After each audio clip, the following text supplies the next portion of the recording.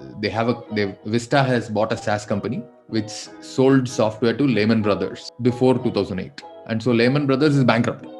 But literally 6 years later or 8 years later, Lehman Brothers bankrupt company was still paying for this software, because even a bankrupt company needed this software, right? They couldn't pay their debts, but they were paying for this software, right?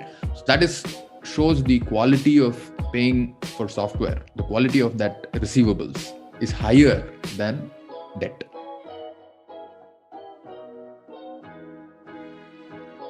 Welcome to the Startup Operator Podcast. I'm your host, Roshan Karyappa. My guest today is Prasanna Krishnamurthy, who is a partner at Upeka. Upeka is a startup accelerator that is pioneering the concept of value SaaS. We discussed what value SaaS is earlier when we had Prasanna's fellow Upeka partner Rajan on the podcast. In this discussion, we're going to be focusing on revenue-based funding, and we'll get Prasanna to explain how Upeka startups are scaling their businesses efficiently. So Prasanna, without further ado, welcome to the podcast. Thanks so much for being here. Thanks, Roshan. Good to be here. Awesome. So we have plenty to chat about. Now, before we get started, give us a brief background about yourself and how Upeka got started. Sure. So I've done a couple of B2B startups in the past. One of them in the network security space in 2005. Very early days to do a network security product company in India. Too early, I would say. Second startup was in the software space. We were selling software products for colleges in the UK. So we got up to about 35,000 pounds in annual revenue in the first year, bootstrapped. But neither of the startups made me enough money to retire. So I joined Amazon as a product manager in the advertising team. I wanted to get out of B2B and try something very different. Enjoyed the affiliate advertising world for about a year. And then a friend of mine who was in the Microsoft Accelerator with their startup called me and said, hey, why don't you come to the Microsoft Accelerator? So I found out about the Microsoft Accelerator and joined there, helping startups with product and growth. Did that for about 3 years, worked with about 120 startups overall. About 40 of them were B2B SaaS, and realized that maybe there's a method and a way to help B2B SaaS startups grow faster and get to their initial revenue flywheel, where they can make more than $1 of recurring profit with less than $1 of invested, ideally. And if you're able to do that, then there are literally hundreds, if not thousands, of B2B SaaS startups that are going to come out of India. Basically, lots and lots of people in India, whether they're in IT services companies or consulting companies or KPOs and so on, have built quite a lot of deep domain expertise in specific areas. And they've also, of course, they know how to write software. And they've also built a network in those spaces, but they don't know how to build a SaaS product company. So if you're able to help these folks make the right choices initially and build SaaS product companies, I felt that was a good opportunity there.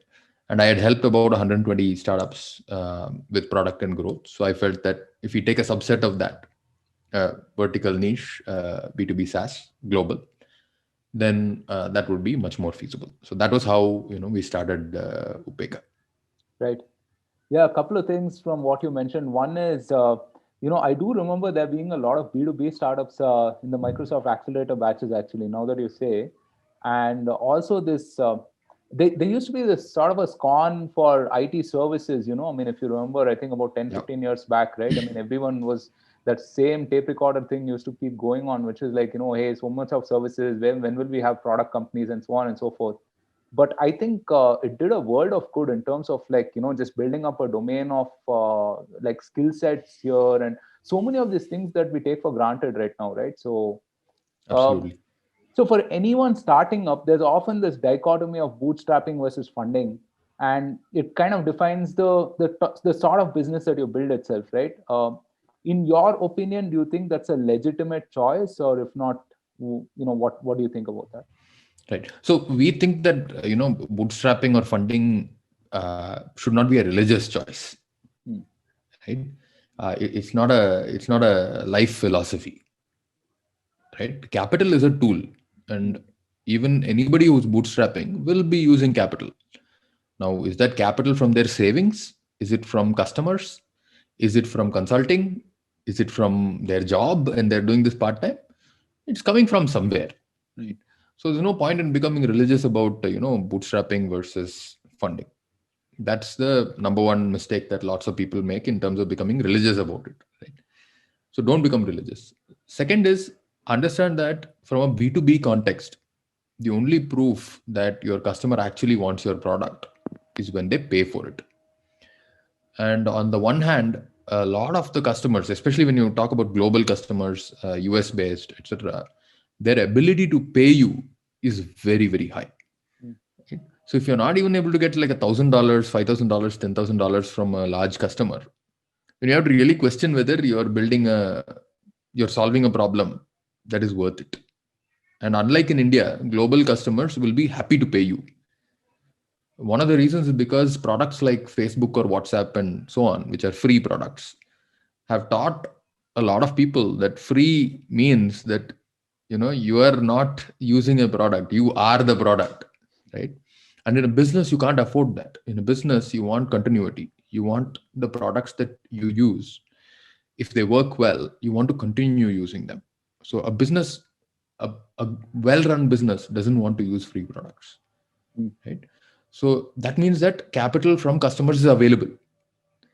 Now, let's say you have deep domain expertise and you have the network, and you know what problems are actually worth solving for those customers. Almost from day one, those customers will be ready to pay you for solving those problems. If you have the relationships, in fact, they will prepay you to solve the problems.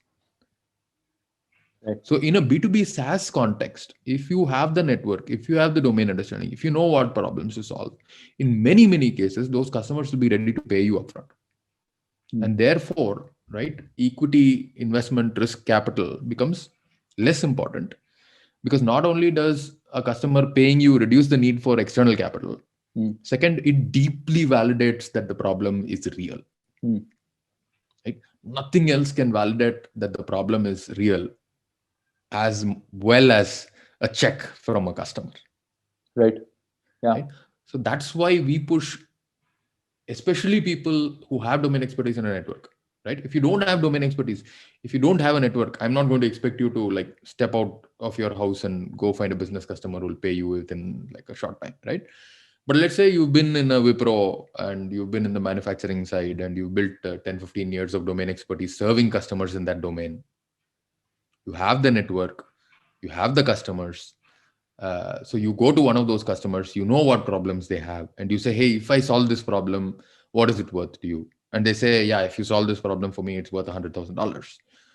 And then you're able to build something for them, right?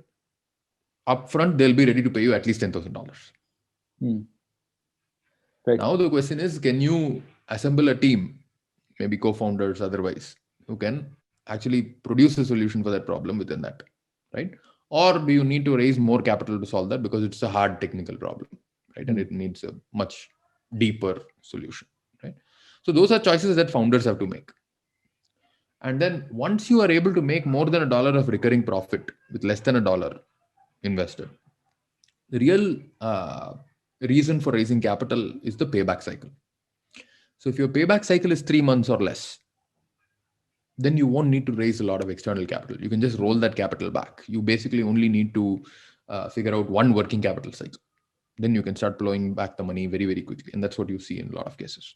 But if your payback cycle is 12, 18 months, then it's very hard for you to do that on your own capital. You will need to do that with external capital, because you can't dig that hole that deep with just working capital or bridging it in some way, shape, or form. Hmm. Right?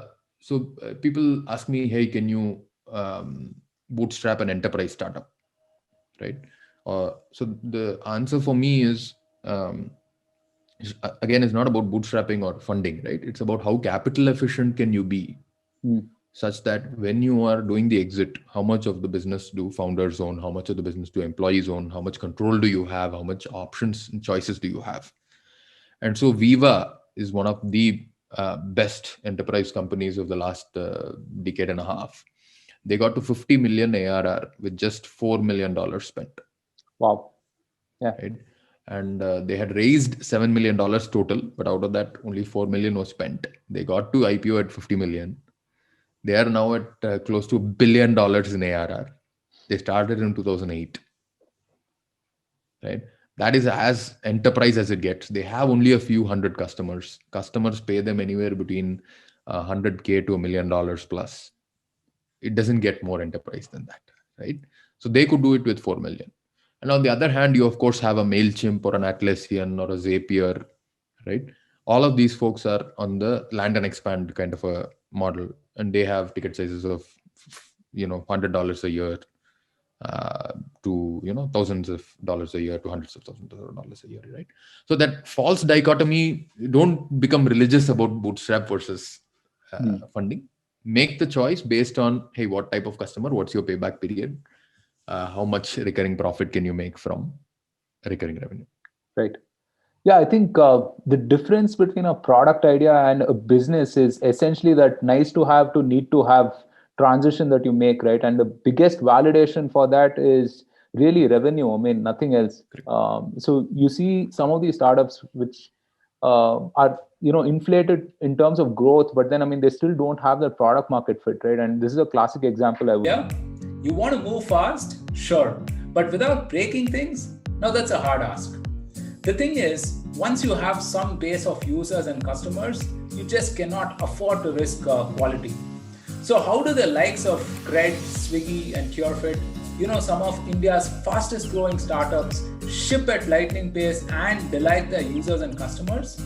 Simple, they're working with Moolia as a strategic quality partner. Moolia is India's most talented and passionate community of testers. They've helped prevent thousands of bugs and regression issues. So as a CTO or a product owner, if you want to reduce tech debt, especially while you scale, do check out Moolia.com. I've interviewed Moolia's founder and CEO Pradeep on the podcast earlier, and we spoke about how startups can improve quality while scaling and things to that effect. You should definitely check it out. I'll link to it in the description below. Now back to your regular programming. Okay. So let's talk about revenue-based funding. You covered a bit of it in your previous answer, but isn't this like sort of like running a business without venture capital? I mean, isn't it like the old-fashioned, I make a buck and my customers pay for my growth kind of a model, right? Sure. So just taking a step back, right? Again, today there are like many tools available because the market, the lending market, the financial market has understood that SaaS recurring revenue is very powerful, right? So I think Vista's Robert Smith said it first and said it really well, right? He said software payment has a higher priority for a business than a first lien debt. So whatever is your highest priority debt, you're going to pay your software vendor before you pay that debt. And one of the examples that they gave was fantastic, right? They bought, I think, Vista has bought a SaaS company which sold software to Lehman Brothers before 2008. And so Lehman Brothers is bankrupt. But literally 6 years later or 8 years later, Lehman Brothers bankrupt company was still paying for this software. Because even a bankrupt company needed this software. Right. They couldn't pay their debts, but they were paying for this software, right? So that shows the quality of paying for software. The quality of that receivables is higher than debt. That's number one. Number two, the whole software economy is exploding, right? There are so many software companies which are now selling to software companies, which are selling to businesses, and so on, right? So there's a huge chain there, and each of them, there's a huge value add at each level. And that is propelling the economy faster and faster. So when you add these two things up, and when you look at recurring revenue from software companies, from businesses, this is becoming very, very predictable. very, very reliable, right? So now in the market, lenders are coming and saying, hey, you know what? Your business may be risky in some way, shape, or form. I don't know about that. But your revenue and your recurring revenue doesn't look that risky anymore. Right? So why don't I give you money so that you can grow that? And why don't you pay me back as a function of recurring revenue that you are getting? Right? So a recurring revenue business is able to get capital from the outside market today at a lower rate than it used to be, because lenders are perceiving that as less risky. Right? So now if I am a founder and I'm building a recurring revenue business, and a recurring revenue software product business has a 70% margin, so it's highly profitable.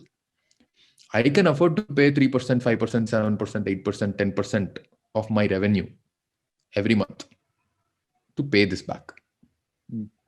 Right? And so that is the revenue-based financing model that has come in. Okay, but you're essentially talking about debt here. So this is not debt, because the repayment term is that you're paying a portion of your revenue. Okay. It's not like an EMI. Right. Right? In a debt, normally you would say, okay, you took $100,000, so pay me back $10,000 every month for 10 months. So the risk, if my revenue falls by any chance, then I still have to pay that 10,000. Right? In a revenue-based model, what happens is I will take $100,000, but I'll pay you 10% of my revenue every month. If the revenue goes up, I pay more. If the revenue goes down in a particular month, I pay less. Got it.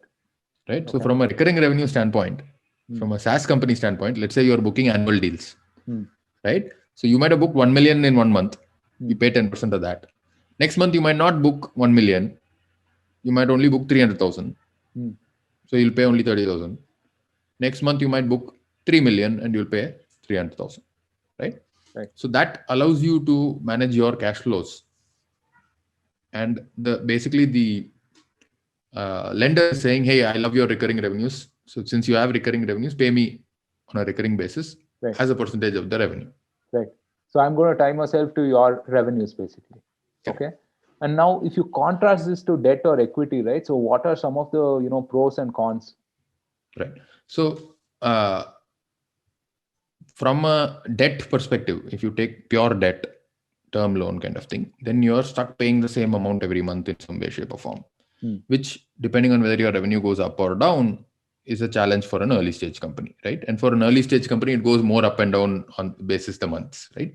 But in a revenue-based model, you're paying a percentage of the revenue. So as long as your margins are good, it should not hit you negatively, right? And so these revenue-based lenders are able to lend to people even at a $300,000 ARR, versus a term-based loan you'll get only after you cross $1 million or $2 million in ARR. That is one side of it. Equity side of it, when you sell equity, when you raise investment as equity, what happens is you are locked into a high scale path. It is go big or go home.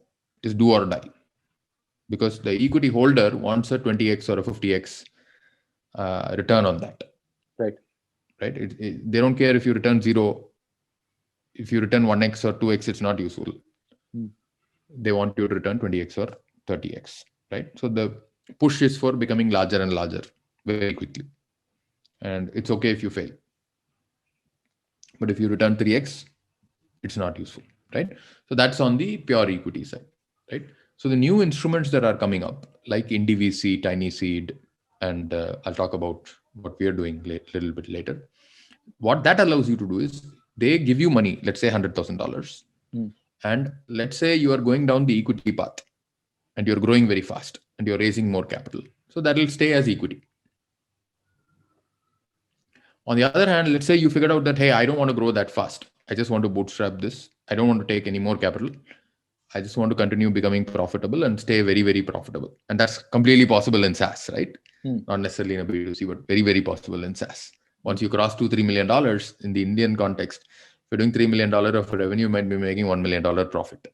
You decide, okay, this life is good enough for me. I'm just going to grow slowly, 20%, 30%, 40% every year. But I'm not going to raise any more capital because I don't want to exit, for example, right? In that kind of scenario, you can return money to them from your cash flow, again in the same revenue-based model. So it'll be like a 5% of revenue you pay them back. until you have bought back that equity, right? So this way, the founder has choice and is not locked into one path or the other. Right. But down the line, 2 years later, after they've raised the money, they can decide, hey, now I'm going to decide whether I'm going to stay profitable, continue being profitable, never raise any more money, whatever. Or I'm going to raise more money and I know how to get more than $1 of a recurring profit from $1 of investment. So it makes sense for me to raise money. Right. Because so how do the lenders make money? I mean, it must be a pretty complicated business, right? I mean, there's sort of less predictability on their end because they're pegging their fortunes to revenues of a growing company, an early stage company at that. Correct. So, the company that has done the most number of deals in this is called Lighter Capital in the US. They've done few hundred deals, literally almost 1,000 deals, I'm assuming by now.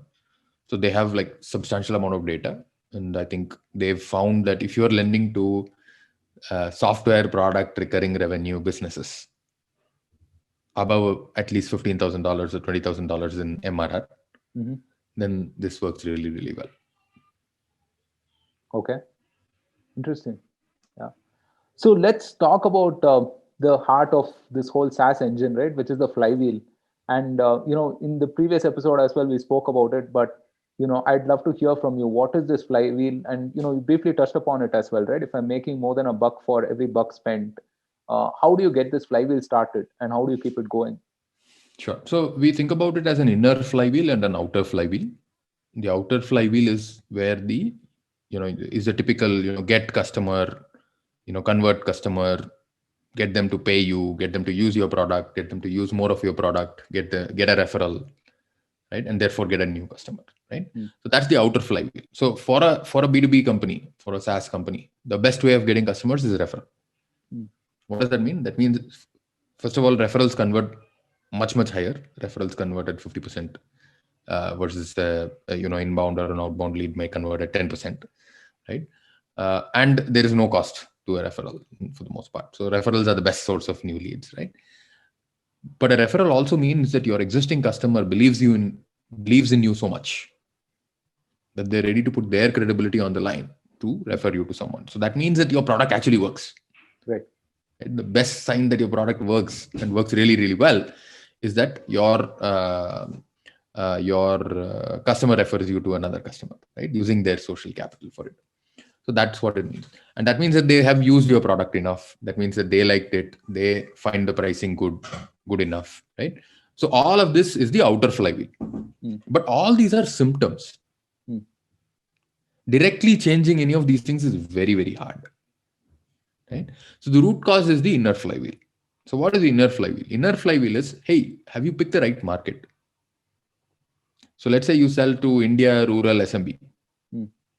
How much of a pricing are you going to get? What problems are you going to solve for them with the software product? Versus you picked banks in the US, for example, right? Then within that market, hey, how are you? What problem are you solving? Are you solving a very low value problem, not a very important problem, or a very important problem? An important problem, but not an urgent problem? Or are you solving a very urgent problem? And so on, right? So the problem value is very, very important. Then who are you selling to in the organization? Are you selling to a CXO? Are you selling to an individual? Are you selling to a manager? Are you selling to multiple teams? Who are you selling to, right? Then how are you positioning this? How are you packaging it? Is it designed for what kind of purchase? Like one-off, credit card, all that stuff, right? Then the gameplay, which is, are you going out and selling it, or do you get them to come and see you? Do you land and expand? Do you go from team to team? Do you go from horizontal to vertical? Are you selling something across all domains? Are you selling something in a very narrow niche? Are you selling a product in a category that doesn't exist any so far? Or are you selling a commodity product that everybody knows exactly what it does? Right? That's the gameplay. So these are the choices that founders need to make before they can fix the outer flywheel. But in most cases, what happens is founders keep trying to fix the outer flywheel. Hey, how do I get more leads? How do I get more leads? Hey, if you're trying to get leads from Indian farmers for selling them some software, like that's going to be very difficult to start with, right? So the way the outer flywheel works is determined by the inner flywheel. And these choices in the inner flywheel around market, positioning, pricing, the problem that you're solving, and the gameplay that you're choosing, how to play that particular game, right? Those all are the critical things that founders have to figure out. Right. And so once those are figured out, then the outer flywheel becomes feasible. But if something is wrong in these things, then whatever you try to do to address the symptoms in the outer flywheel, hey, I want more consumption, I want more consumption. If the problem that you're solving is not something that, is a recurring problem that is recurring every day or every week or every minute, right? Then how will you get recurring usage or consumption? You won't get. So those are the kind of things that build the flywheel. So once the inner flywheel is fixed in a good way, where all of these are in good shape, then the outer flywheel falls into place. Then you can start measuring, hey, if I put in $1 to get customers, when do I get it back? How quickly do I get it back, right? How much do I get back? How profitable is that dollar? If I get one customer, how much more usage can I get out of them from their team, from their company, from other departments in their company? If I get one customer, how many more customers do they get me? How many more leads do they get me? How many more customers do they get me? How much more revenue do they get me? So all these are loops that as a B2B business, you have to optimize. Right. And once you start thinking about it this way, then you realize that something in your product that you do can actually drive many of these things. And in India, we have lots more developers than we know what to do with, right? So we can start putting in developers to build products which drive these things. Right. And that is very, very cost efficient as well than throwing money at Google or Facebook to get more customers or LinkedIn to get more customers. Right. Okay. So that way, if you build a flywheel, then you can get more than $1 of recurring profit from less than $1 of external capital. Right. So, once that flywheel is set up, you again see like two very divergent paths, right? One is that I could think that, hey, let me just cash in on my profits. Or, I'm reminded of this line from The Social Network, where I think it's the first time they're meeting Sean Parker and he says, what's cooler than $1 million? $1 billion, right? And you can go the whole valuation route, right? And I don't know. I mean, it seems, is it like a lifestyle choice, or what does it come down to? Are there specific businesses that could be, profit loss businesses, conventional businesses? Are there specific businesses that are better off as, valuation businesses, like a big exit kind of a business? What is the right way in your opinion? So if any category that you take, let's take email marketing, right? If you take email marketing, HubSpot is in that space. MailChimp is in that space. Constant Contact is in that space. Pardot was in that space. And different of them took different paths. Pardot and HubSpot raised a lot of money. Pardot sold to Salesforce. HubSpot went public. If I remember correctly, Constant Contact either got acquired or something else happened to it. MailChimp is bootstrapped and among the largest in that space, right? So in the same space, they all started around the same time. They've all had very different trajectories and the founders have made very different amounts of money. Right? If you look at almost any space, you will find a variety like that. So I'm not sure that, I wouldn't bet that it is dependent on the space or the market, right? On the other hand, different founders have different convictions in terms of what they want to do and where they want to go. That perhaps leads itself to, the choices that founders make, right? And some of it is forced by also external circumstances, right? So when there is a field that is just like blowing up and exploding, a lot of times, founders have more choices to make, and therefore they make choices in a particular way. Right. So if I take a Zapier, the whole no-code, low-code API based thing is exploding, but they've raised only $800,000 in seed round. Yeah. They never raised any money after that. They're at $50 million ARR or more. Right. Would you call that growth low or valuation low? They're probably $1 billion plus in valuation now, right? So which game are they playing, right? The beauty of B2B SaaS is if you are serving your customers well, you're going to make a lot of profit. Yeah. And at some point, you might not even know where to put that profit back. Right. So Zoho, $500 million revenue. Nobody would say that's a bad outcome, right? Or a slow outcome, or not a large outcome, right? It's just different paths that I think a lot of luck, a lot of chance. There have been cases where founders have had investors come to them and say, "Hey, I'll give you $50 million. What are you going to do with it?" Right. So I'm not sure that that path a priori people can decide, "Hey, I am always going to be." And that's the path that's what I was saying. Shouldn't be religious about it. If there are ways to make this business larger, and if you want to make the business larger, and if capital is something that will help make it larger, then by all means, you should take that capital. Right. But you're locked into the choice, basically, whichever way. Right. So once you take capital from someone, you are taking on the responsibility of returning that capital or a large multiple of that capital. Right. The good part about it today is you have different types of capital. You have capital that wants 100x return. Right. Then you have others who will give you capital and say, "Give me only 2x." Right. Right. There may be somebody else who will give you capital and say, "Give me 1.5x." All these different types of capital providers are available today. As a founder, you should be educated about these choices and make the right choice for your business at that point in time. And that also will change over time. Right. Okay, we have a question from Twitter on a similar note. So the question is on valuations. How justified are SaaS valuations right now? So, my co-founder Shekhar has written a nice blog post on valuation in SaaS. So, whoever it is, they should make sure they read it. After this, I will go and maybe tweet the response to that.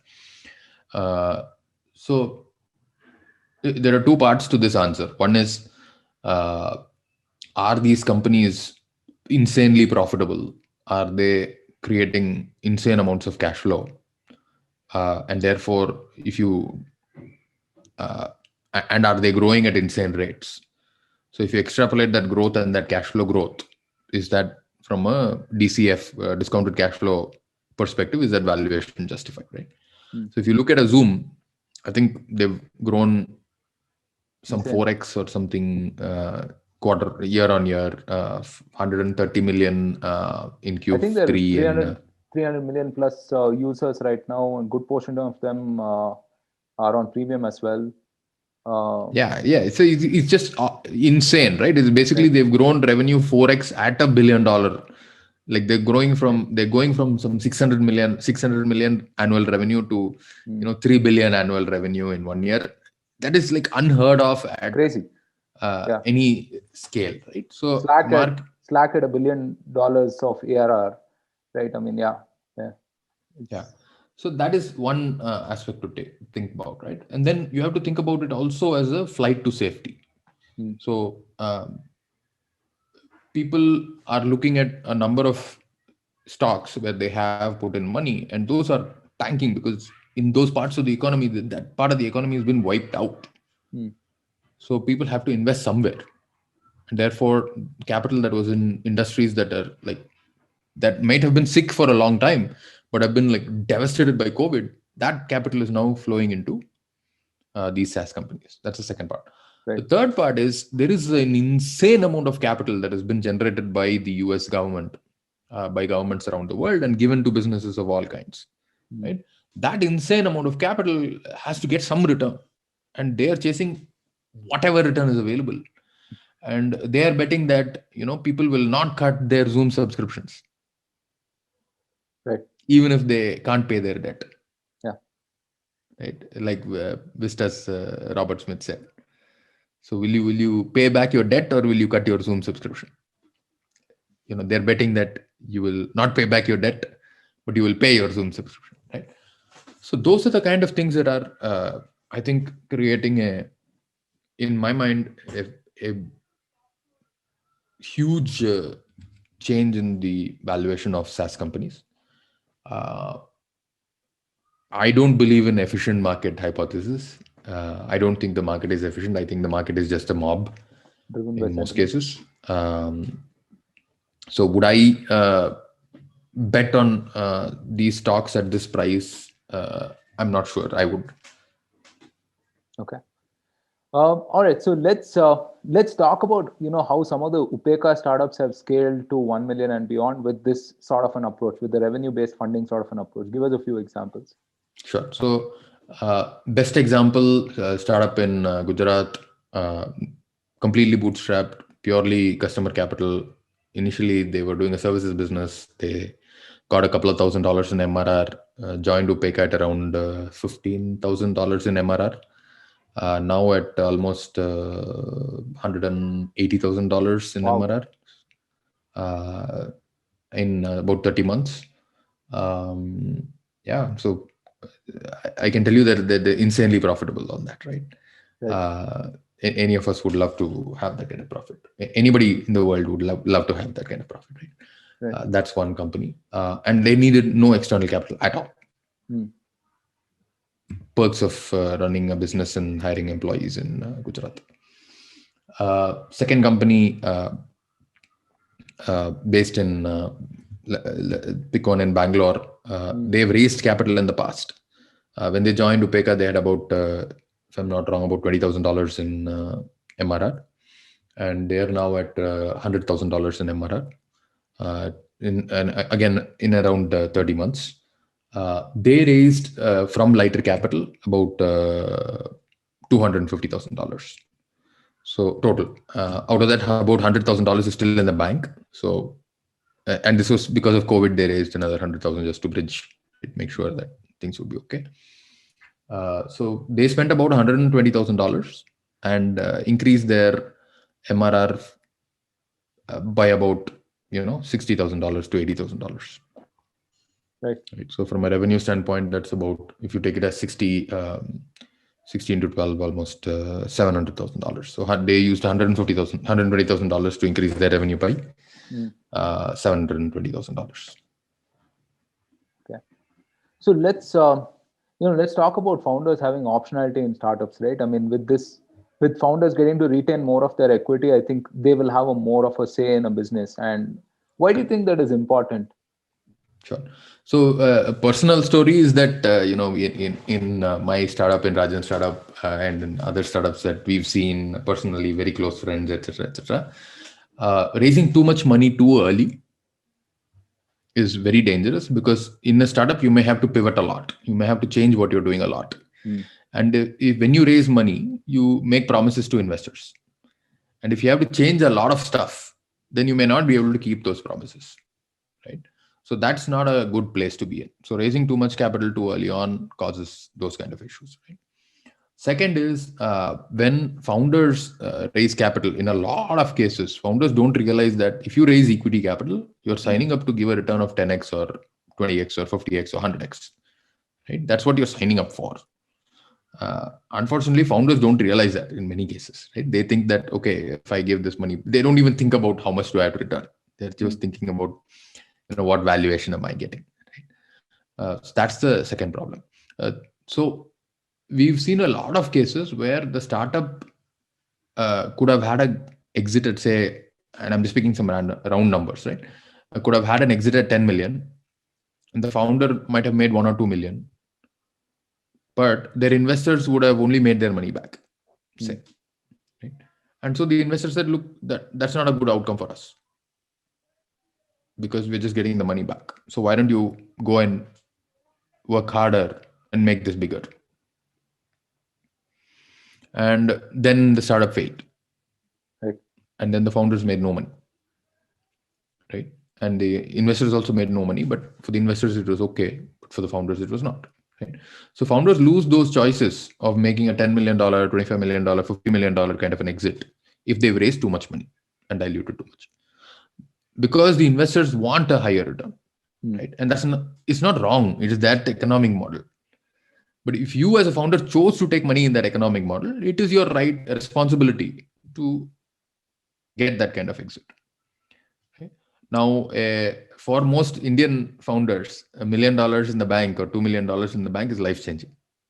Probably for, if not just for yourself, probably for 2 more generations, right? Yeah. So if you're blocked from that kind of an exit and then you don't make an exit at all after that, it's a really bad outcome for most people. Dreadful.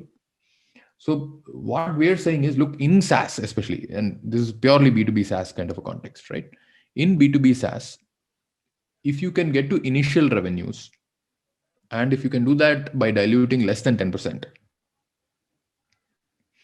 then, whatever scale you get to in B2B SaaS, you will have the option of having a PE exit once you cross $1 million or $2 million.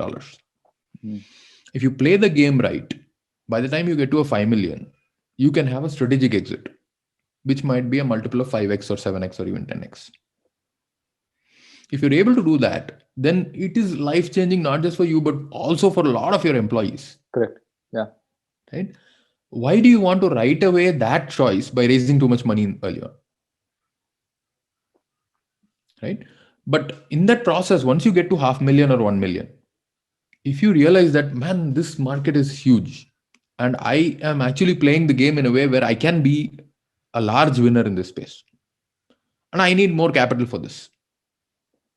By the time you have the clarity of what you want to do, then raising more capital makes a lot of sense. But if you do that before you have that clarity, it's a bet. So everything you're saying makes a lot of sense, but then consider that, consider a founder who has to turn down a $5 million check, right? Or let's say like even $1 million, $2 million check. What would you suggest? Like, are there specific, inflection points where it kind of makes sense to, soldier on a little more and, do that journey and then take on capital? Or is there a specific amount of dilution that someone can tolerate at a certain level? Run us through some of these choices. So the way we think about it, right? If you are raising, and it all depends on who it is, right? So if you've done a B2B SaaS business before, and you have domain expertise in the problem that you're solving, from a SaaS context, you need a marketer, you need a pre-sales person, you need a salesperson, you need a customer success person, you need a support person, you need a product person, you need developers, you need design person, right? So you need money to build all this. So if you've done it before, by all means, and if you have domain expertise in the problem you're solving, by all means, take money. You know that customer demand is there. You've proven it. Take money, grow the business. But in most cases, founders have not figured that out yet. Yeah. And if you take too much capital before that, it's a problem, right? And we are not talking about deep tech here. We are talking about B2B SaaS, right? So the difference, the way I see it is, if you take COVID, if you make a vaccine for COVID, you're going to make a lot of money. There's no question about the demand. The only question is, can you solve that problem? So somebody, if you say, I can solve this problem, somebody will say, I'll bet $100 million on this. And it might cost you $50 million or $100 million to build a vaccine. Should you take it? Answer is yes. On the other hand, if you say, hey, I am building this really cool algorithm, and like, what does the algorithm do? Oh, it just does this mind-blowingly beautiful thing. Great, but like, whose problem who's going to pay you if you solve that problem? If your algorithm is better, faster, cheaper, whatever it is, who's going to pay you? How much are they going to pay you? I don't know. In that case, you should not raise too much. Because even if you solve that problem, there may not be a business that's built that will return that much capital. Right? So to me, the answer is, if somebody is coming and saying, I'll give you money, if they have domain expertise, if they can connect you to customers and they can get you customers, that means that they know something in the market that maybe you have not factored into. Right? So get them as a partner. Get the money on the right terms.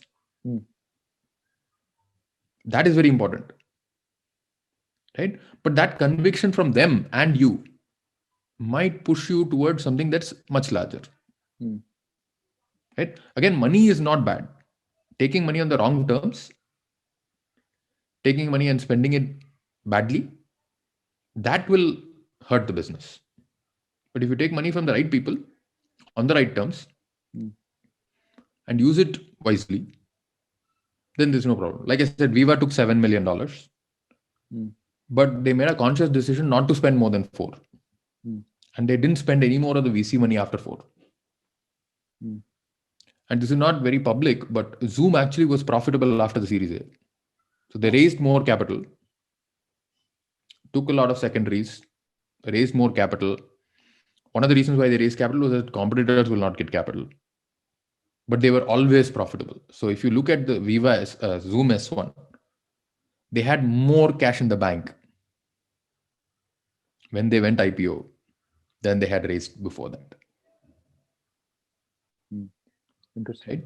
So that has to be a choice that you're making to raise that money. It's not about just saying no. Say no to dumb money. If it's like really dumb money, make sure that that person doesn't know the domain, that person doesn't know anything about the space. Then be very careful about the terms. Right? Go to the extent that, if I give you the money back, you have to give me my equity back. Right? Because you don't know what that person will come and ask you later. Are they a good investor or not? Right? Do they understand venture? Do they understand the risks that they're getting into? Right? Not that you as a founder should take the risk, but if they don't understand the risk that they are in from their money perspective, they may come and ask you that money back, and then it's going to be a bad situation for everybody, right? So be very careful about who you're taking that money from, because it's like a marriage, right? You're in a relationship with that investor for 7-10 years. Right. Yeah, I mean, this year with all of the SaaS IPOs and stuff like that, I mean, we've seen so many different stories, right, which illustrate exactly what you're talking about. I mean, there are companies which have taken 20 years to exit at IPO. Then there is something like a Snowflake, which is 8 years to exit at an IPO, and I think north of $100 billion in market cap right now. Insane, really, really insane. I had this question about VC and PE multiples, right? How PE firms view SaaS companies and how VC firms look at, SaaS companies, and multiples vary and their end goals vary, so on and so forth. Correct. Now, if you as a SaaS company have to make yourself viable to one versus another, how would you kind of look at this? I mean, would you sort of play more on profitability for PE companies? Would you play more on revenue for VC companies? What is that choice like? See, cash flow is always for yourself, so that you can make choices. Right? It has nothing to do with the external world. If I am cash flow positive on a month-on-month basis, then I answer to no one. I can make whatever choices I want in the future. Right? So that is goal number 1. Right? So the famous quote is, revenue is vanity, profit is sanity, cash flow is reality. Right. And in a B2B SaaS context, again, because these are businesses paying you, typically they are going concerns themselves and they're paying you, the viability of that cash flow is very, very high. So as a B2B SaaS company, you can build great cash flow. Right? And again, Viva, Zoom, both were profitable, had cash flow in very traditionally viewed as very tough spaces, with very little capital that was actually deployed to get that cash flow, right? So you can't say it's not possible. So you should do that. Now, the question of, hey, am I selling to a PE, or am I exiting to a PE, or am I exiting to a strategic, or am I exiting at an IPO, whatever that exit is, that's where the valuation multiple is determined. So you have to think about what's happening. In an IPO, when you go IPO, typically you'll be going at IPO at least a valuation of about $1 billion. And the public market is basically looking at you and saying, hey, can you grow 10x? Right? Do you have the headroom to grow this business 10x from $1 billion valuation, market cap, to $10 billion in market cap? At least. That's what they're looking at. And forget this time period. For that, what are they ready to pay? And they will give you a revenue multiple from a SaaS context of anywhere historically 5x, 10x, then it became 12x, then it became 15x. Now it's like somewhere north of, I don't know what number, so it's crazy, but let's say 10x. As a public market multiple, 10x, 12x, 14x have been very standard because this is a very high profitability business. Right? So it's actually, if you look at EBITDA multiple, it's good. But this is revenue multiple because the revenue is also growing at 30%, 40% year on year. Right? That's the rule of 40. So if you're growing more than 40% sum of EBITDA plus growth, then you're supposed to be a very good company, right? And Zoom, of course, is has crossed the rule of 400 or something like that. So it's nuts. But for mortals, if you cross the rule of 40, you're like gold, right? You're like the top 1% of public companies. So your multiple is good there, right? Then you come to strategics. Now, why is a strategic buying you? Strategic is buying you because they think that they can make X more dollars revenue, which translates into X into 15 market cap for them than for you. And you might be a private company, right? So now a public company might buy you when you are just at $1 million in revenue. They might pay $100 million to buy you. Because one could be greed. Greed is, hey, this product, if I sell it, you are a kid, you are selling it for, whatever, $1,000, $10,000. I can literally sell this product for $1 million. And I can make 50 million or 100 million revenue from this. In my market cap, 100 million revenue is worth 15x of that, 1.5 billion. I'm willing to pay 100 million to risk that bet. And I'm most likely paying you from stock. And my stock is inflated anyway. So. Right. That is one model. Second, it could be fear. If your product is killing mine in the market, or has the potential to kill mine in the market, or if your product is bought by my competitor, I'm screwed. Then I will buy you for whatever price. Because now it's not just this 100 million into 15x, right? It's my entire market cap that's at risk. Right. So those are the reasons why a strategic buys you. Either fear or greed, ideally both. Then your multiple is disconnected. It has everything to do with the value that they can get, nothing to do with actually where you are. Right. Now you come to PE. PE is like a broker in most cases. Right. We're not talking about the roll-ups, but let's talk about the PEs who do a flip. So PE wants to buy you and then sell you for 3x to 5x of the amount 3 years to 5 years from now. That's all.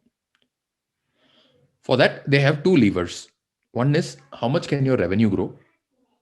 So if they bought you at a certain multiple and they could grow your revenue 3x in 3 years, at the same multiple, they can sell you at 3x, they're happy.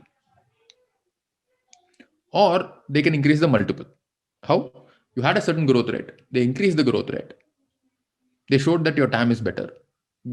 Now when they sell it, they can sell it for a higher multiple. These are the only two levers they have, right?